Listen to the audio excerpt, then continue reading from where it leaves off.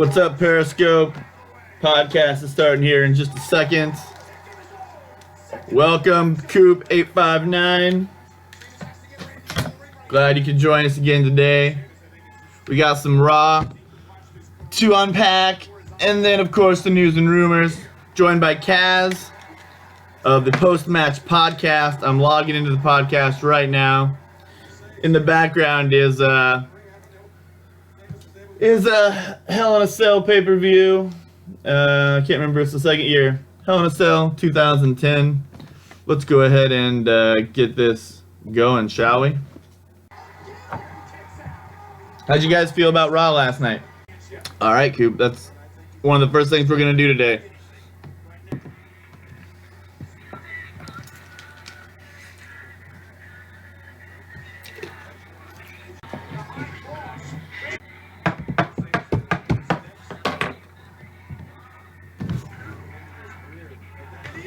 Welcome to Marking Out in the Morning.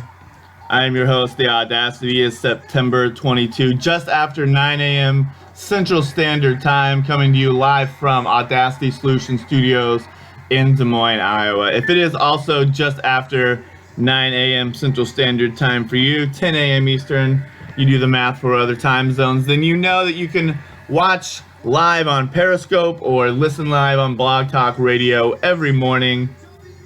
We bring you everything you need to know about wrestling. We are the first and only live daily morning call-in pro wrestling news and rumors podcast. No one else is claiming that except us. Look it up. Thanks for joining us. If you want to get in on the action live, you can always hop on the Periscope. If you don't know how to do that, you need to get on Twitter at HEELZiggler.com. You'll get notified every time we start up on Periscope if you follow us there. It's a fun way to look at me while I talk, I guess. There's other fun stuff on Periscope. If you don't know about Periscope, check it out. You can also just tweet at me, since I do have my Twitter pulled up. In case anyone wants to say anything, I am notified. That's what notifications are all about. Or you can call in 657-383 1786, just as our friend Kazz has done. I'm going to run through the Monday Night Raw results really quick. I know there's at least one or two people in the Periscope room who have no idea what even happened on Raw last night, so we're going to let them know in great detail very quickly. Anyone listening to the podcast, you're going to get my favorite sound effect because we're about to give out some spoilers. Cutting a promo, which eventually brought out Roman Reigns, Dean Ambrose, and Randy Orton. Nothing was really resolved, and nothing was officially set up, but infer from that what you will. Kane is backstage as Corporate Kane. The mask is missing from the case. He acts like he does not remember last night, i.e. 2 nights ago, Night of Champions. He apparently has a split personality now. The Lucha Dragons and Neville get revenge, and they defeat the Cosmic Wasteland in a rematch from Night of Champions. Ryback defeats Bo Dallas, while Kevin Owens does a killer job on commentary, and of course attacks Ryback after the ring, runs away as soon as Ryback looks like he may be able to fight back. Charlotte celebrates in the ring with a really long, mushy speech that I fast-forwarded mostly through until Paige got on the mic, delivered her version of a pipe bomb. Basically, it was a lot like the AJ Lee promo from a couple of years ago. So that was fun. Then Charlotte defeated Brie Bella in a one-on-one match, while Nikki reminded us she does have a rematch coming up. Sheamus defeated Mark Henry. Rusev and the New Day defeated Dolph Ziggler and the Dudleys. Naomi defeated Natalya, who had a backstage segment with Paige, which makes me believe Paige will probably spend some time with Naomi in a feud while they finish up the Nikki Bella rematch with Charlotte. Big Show defeated Cesaro. Again, I don't know who Cesaro pissed off, but all of a sudden, the push to the main event that looked like he was going to be getting has all of a sudden been more about him jobbing to Big Show lately, which really sucks because I don't know anybody who wants to see Big Show and don't know anybody who doesn't want to see Cesaro. Gosh. John Cena defeated Seth Rollins in the U.S. title championship rematch. which was not unexpected. And then post-match, Corporate Kane appeared on the Titantron as Seth Rollins gathered himself in the ring, teased about Demon Kane coming for the World Heavyweight Championship, and then for not at all the first time in pro wrestling, we see Kane come up through a ripped hole in the ring and drag Seth Rollins down under the ring with him, and then they end the show. So I guess Seth Rollins is still under the ring with Kane. As far as we know, they're still down there. So that's what happened on Raw last night. In all honesty, I thought it was a good show. I'm starting to get to where, if you told me a year ago, I would say I don't mind that Sheamus and Kofi Kingston are still on TV. I wouldn't have believed you. But they've made this Sheamus character so ridiculous. I'm starting to kind of like how ridiculous he is. So him being on TV isn't that bad. Kofi Kingston is hitting his stride, as is Big E, as is Xavier Woods with the New Day. Their Donald Trump parody speech last night was great. Those guys are smart and funny and talented wrestlers. I hope the New Day is here for a while. I love that they are the champions. And everybody else, whatever. Kevin Owens was hilarious on commentary. The Wyatts were as good as the Wyatts always are. Paige's promo was exactly what I needed to keep my interest in the Divas Revolution, because I'm not that pumped about Charlotte. I'm not that disappointed about Charlotte, but I do prefer Paige and Sasha.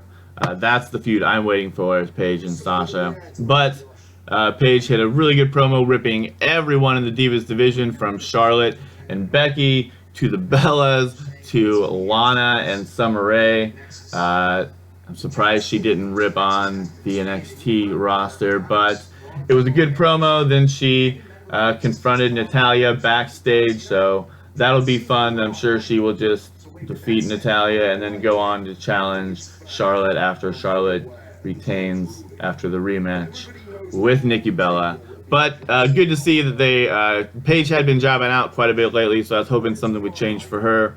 So this seems like a good idea, but that's just me, and maybe I don't think the same as everyone else. Kazz, how did you feel about Monday Night Raw last night? How you doing?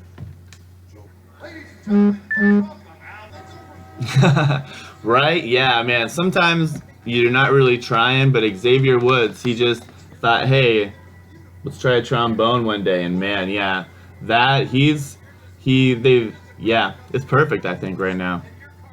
Yeah, exactly. And there's like this, I have a friend, Campbell, and I feel like there's probably a lot of guys kind of like Campbell out there, who he is a huge gamer. That's like his thing, he is to gamer what I am to pro wrestling.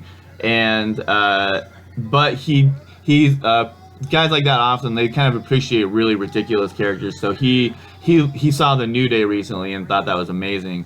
And if he knew that there was a guy on there who was playing the Zelda victory song every once in a while and doing all kinds of references that go out to huge nerds like that, I think it'd be the internet like lost their crap just from the first time he did the Zelda thing, or excuse me, the Final Fantasy thing.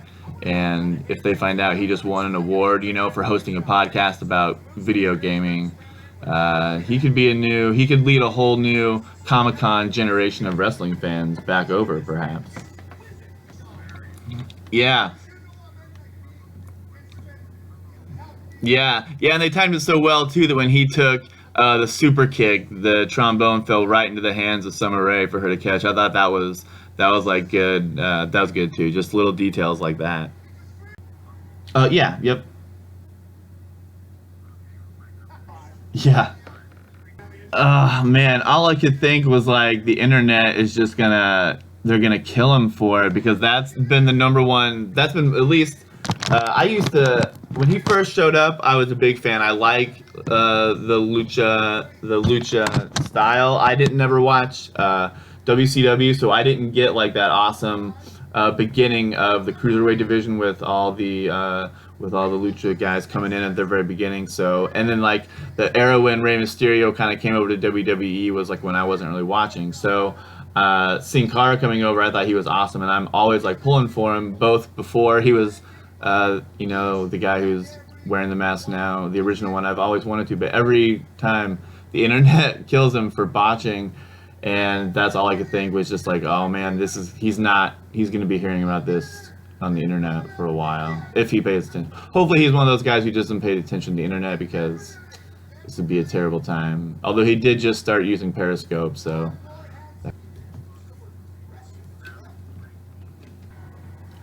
Yeah, and you can kind of see if you watch it again, because I was kind of doing something else, and I kind of saw the corner of my eye, so I rewound it.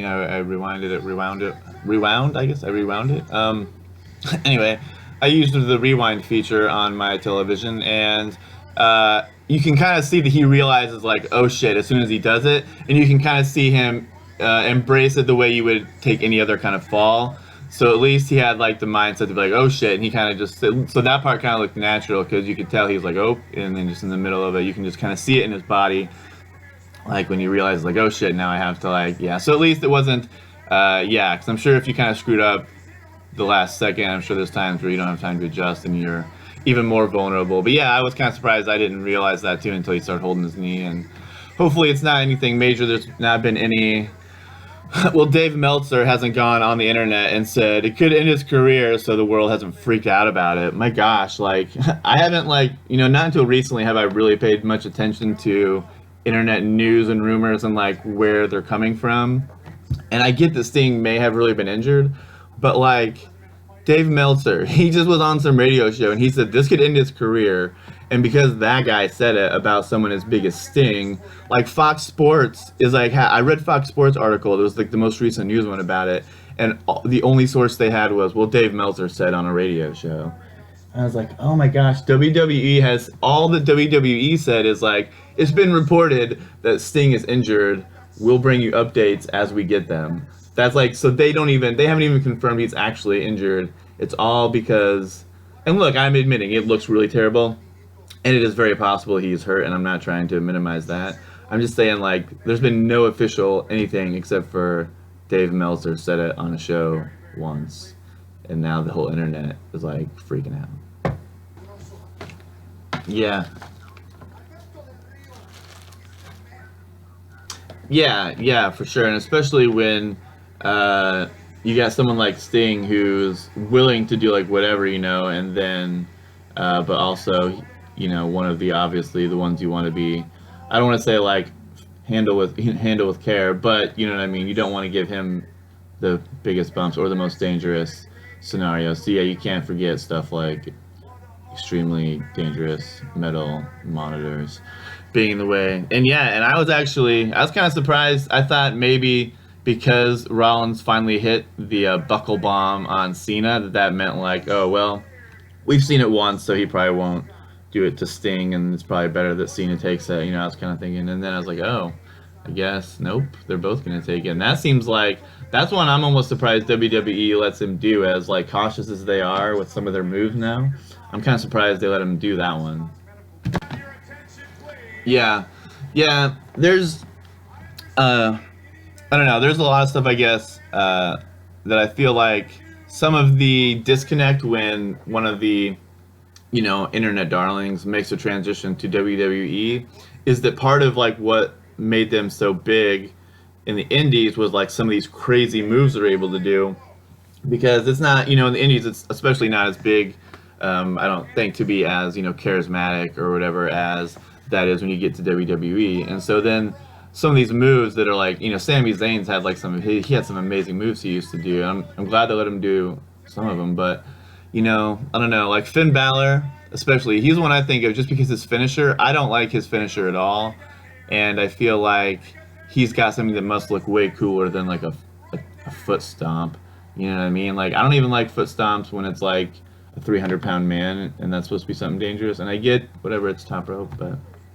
anyway, that's just like a side rant. You don't even have to really talk about that if you don't want. But I feel like that might be part of the part of the disconnect, like why everyone has like big expectations for these indie guys sometimes, and then they come over and it's kind of like, oh well, okay. But I feel like it's like, well, you didn't know, like if you go YouTube his old name and say like top 10, and like you say, like, oh my gosh, Cesaro can do that, or like he used to do this move like all the time. Like if you did that, then I would like want him on Monday Night Raw every week, Yeah, definitely. And especially unless he's changed dramatically, Vince is not especially fond of you if you if you're trying to just be who you were without any WWE influence. And so I'm sure he has no problem taking moves away from people and then trying to make them get over, without some of the moves that was like a big part of what everyone, started paying attention to him for. And maybe that's, kind of good as far as like, because it is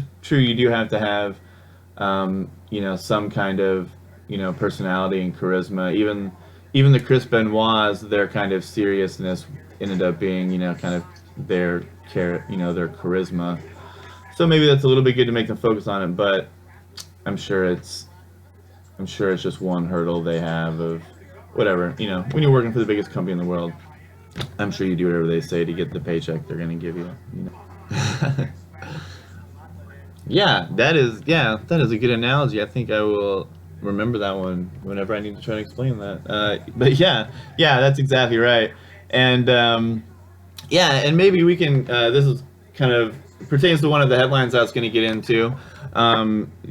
Sort of a similar kind of ironic thing about Vince McMahon and his perhaps hypocritical way of thinking or whatever. When JBL Legends debuted last night, which is going to be JBL just interviewing the legendary wrestling personalities.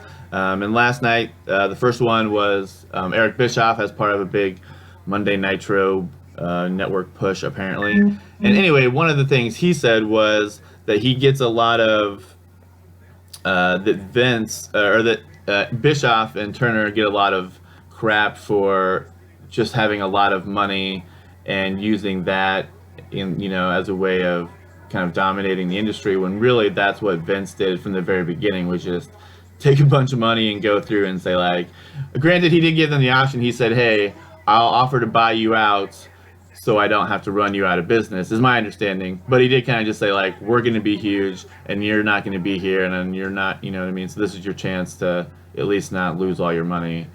And then he gets mad when Ted Turner says, like, oh, well, I have even more money, so I guess I'll do the same thing. Yeah, that is true. That's very good. And Bischoff does claim that a lot of it's, spun in a way, but whatever. That's what Bischoff will always say, and he's one who I think will always toot his own horn to make sure we remember that for a minute he was like the man for a minute, whatever. So, is there anyone else? No, go ahead. Yeah, for sure.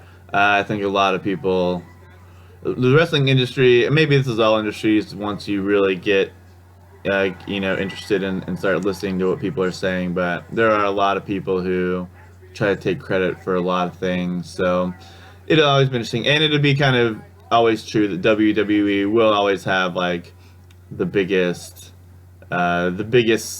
voice in that, regardless of what may or may not be true. So the legends of Chris Benoit, and for now Hulk Hogan and Jimmy Snuka will be all left to Wikipedia and the IWC. So oh well.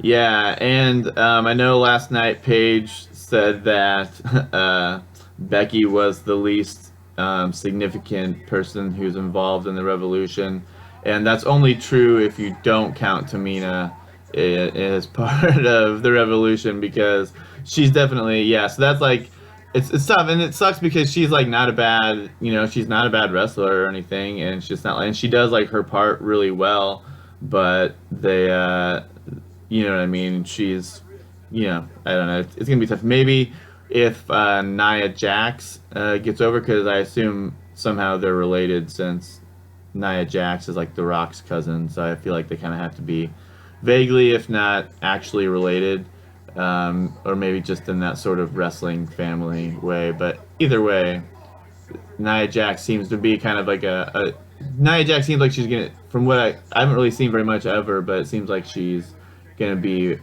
a Tamina style as far as like look, and kind of come across as being really tough. If but I haven't got a whole lot of look at her. Do you know anything more about her? Oh yeah, yeah. So maybe, oh yeah, she was just one. I forget how they said it. She was just kind of always at.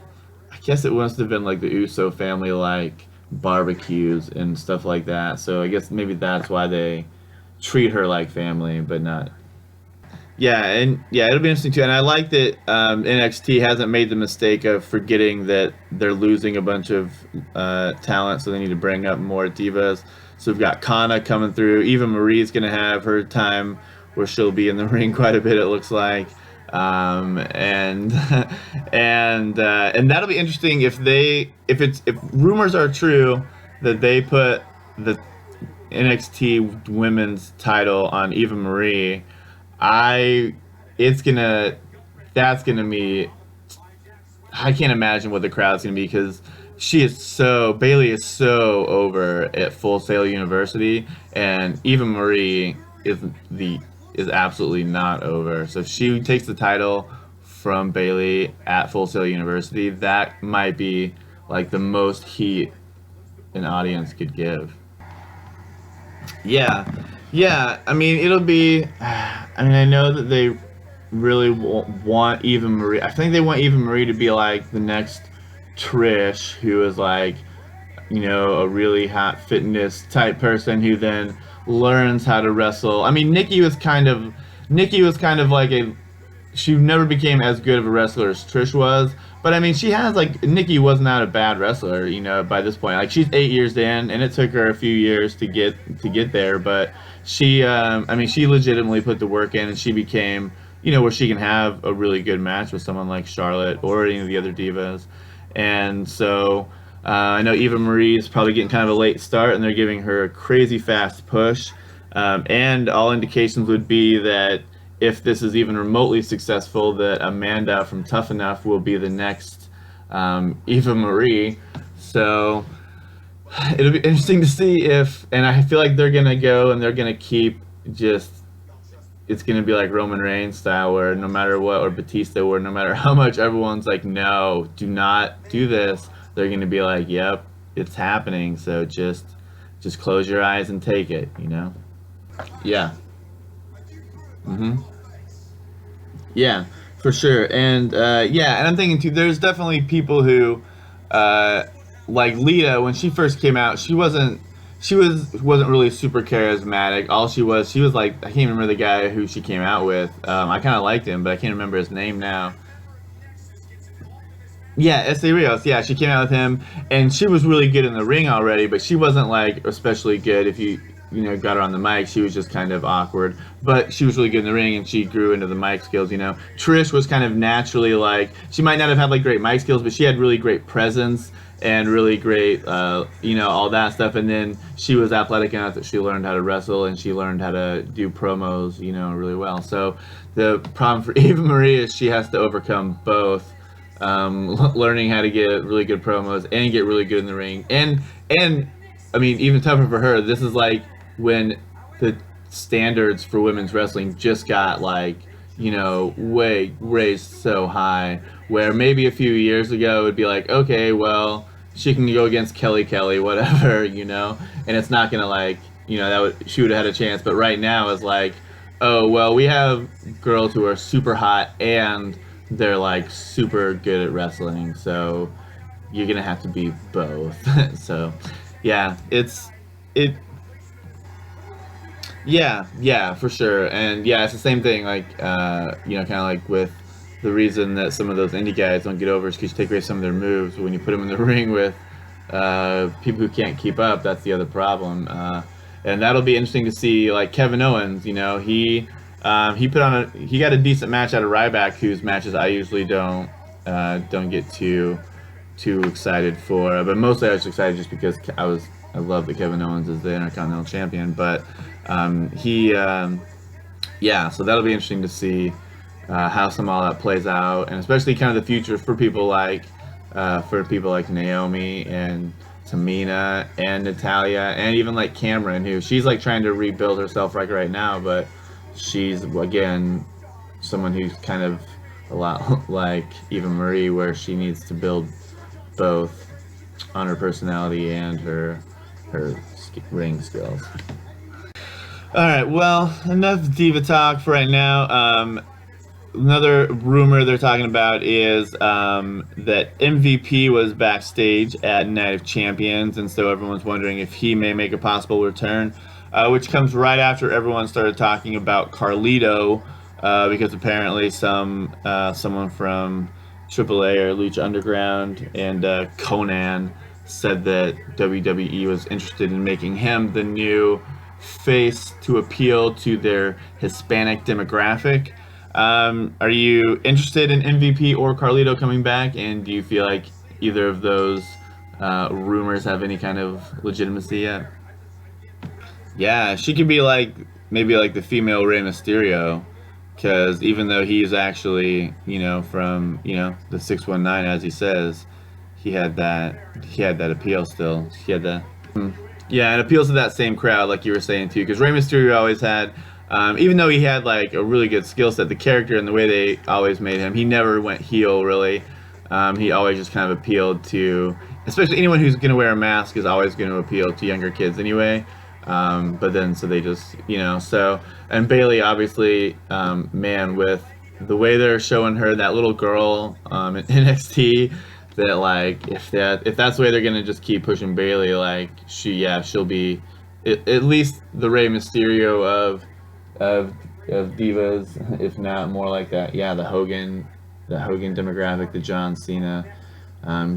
Yeah, I can see her being the next big Make a Wish person too, if she gets on main roster and they keep her the same personality, Yeah, and like so many good. And again, this is me trying to think like Vince McMahon or whatever the corporate people, but like so many good photo ops of her giving hugs, at like every kind, like whenever they stop somewhere and go to like a children's hospital or whoever, whatever. That's gonna be really fun for the PR department. I think they're gonna love that. So yeah, and maybe if if as far as hugging, if they want to get hugging back on the program, that was what kind of helped get Daniel Bryan over initially with Team Hell No and hugging it out. Maybe as Kane is confused about who he is and he's trying to find himself, maybe he tries to find someone for hug therapy, and it doesn't work out until we get the return of Daniel Bryan and Team Hell No, and that's how they both come back to serious in-ring action. Yeah, it's rough, and especially him knowing that the doctors gave him the okay, but WWE is just like, no, let's keep you safe for a while, which is totally understandable. He is, when your toy breaks that many times, eventually you just stop playing rough with it, So, yeah. Absolutely. Well, let's talk real quick about ROH. They right now there's a big scramble for TNA and ROH and GFW, as those three companies all compete for TV spots with anyone to carry their product. As by the end of the year, ROH and TNA will be done with Destination America. So the latest news for ROH, they have a deal in France. They also have deals in Detroit and Charlotte and Philadelphia. So at least they're in a few cities here in America and the entire country of France, apparently. How much do you think ROH needs for it to sustain it? So how much TV exposure does a company like ROH need for them to be able to pay their wrestlers? Yeah, and I talked to one of the guys who lives here in Des Moines. He as a daytime job, he has works for one of the cable companies. I think he works for MediaCom here in Des Moines, which is one of the two major sources of cable here. And I have DirecTV, and he said that most likely I get Lucha Underground, and that I don't get ROH or TNA, because Destination America you have to have like a really expensive. I have just the very basic that DirecTV will let me get, and so Destination America is part of like I don't know what even package that would be included in, but I don't get that, but I do apparently get Lucha Underground, which says a lot about what kind of exposure those companies really have achieved at this point. So yeah, yeah, yeah. I haven't. I don't. I really don't know much about it, but based on what people have told me, I'm like really interested in, especially if I do already have it on my DirecTV where I can just TiVo it every week. Then yeah, I think I could really get into it because from my understanding, the storyline portions are shot more like an actual like a normal TV show, and then the wrestling is just like kind of interspersed. Is that how you would describe it? Yeah. So that seems like it'd be really interesting, and maybe might be easier to get some sometimes you feel like you want to like try to get one of your friends to watch wrestling with you, but then you kind of step back and think like, yeah, if I didn't really get it, this would look really stupid. But with all the drama being in weird backstage segments or whatever, but maybe if it's shot more like TV, your friends be like, oh yeah, this is kind of normal, I guess, and but yeah, I'm really interested to check that out. That seems like a really kind of like a fresh way to like approach it, I guess, and see how that compares to just doing it the way it's always been done. Yeah, yeah, that's what I've heard. I need, especially if I have it on cable. I'm gonna go do that as soon as I'm done here. I keep talking about it. I'm gonna go as soon as I'm done recording this podcast. Gonna go check and see if I have it on my system, and if I do, then start recording it. I feel like they definitely, and I say this all the time, so I definitely feel like they need to find someone like Hulu or Netflix who's willing to like invest a little bit of money, get the production value up a little, or maybe not Lucha. This I'm talking about like ROH, but Lucha sounds like maybe they could do the same thing. Is get someone like Hulu or Netflix or Amazon to like invest a little bit of money for their production value, and then you can release an entire season so people can just binge watch a season of ROH or a season of Lucha Underground. Which would be like,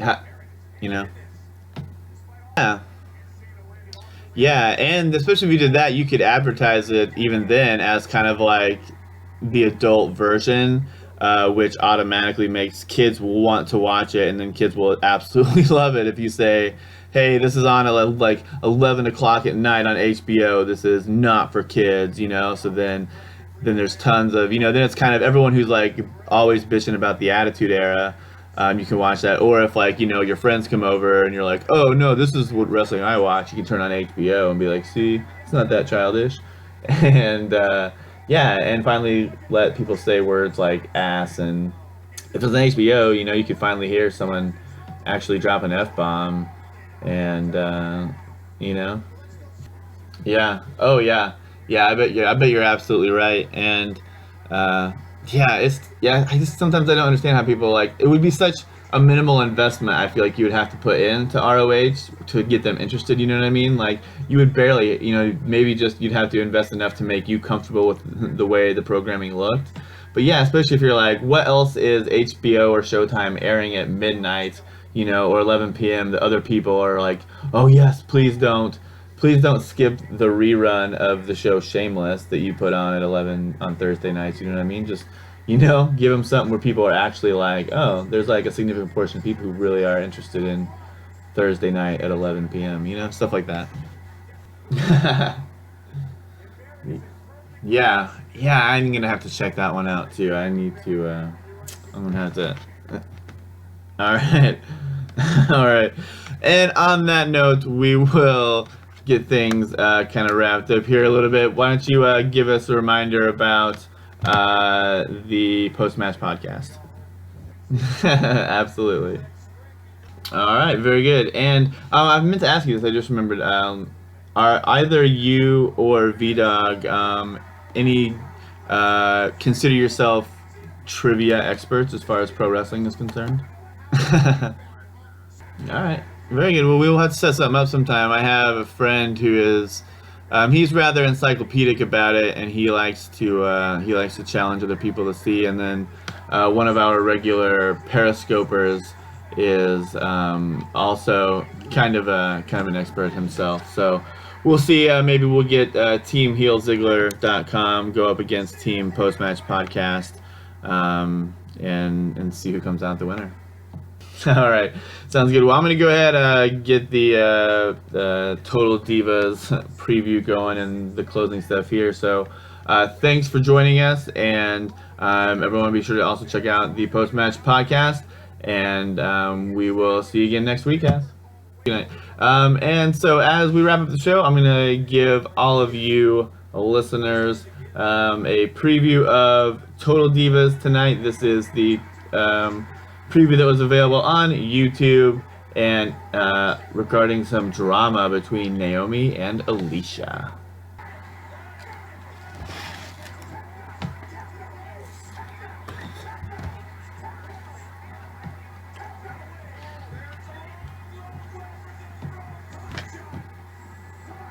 Alright, so that is Total Divas tonight. If you're interested, we'll give a brief recap next week, tomorrow morning.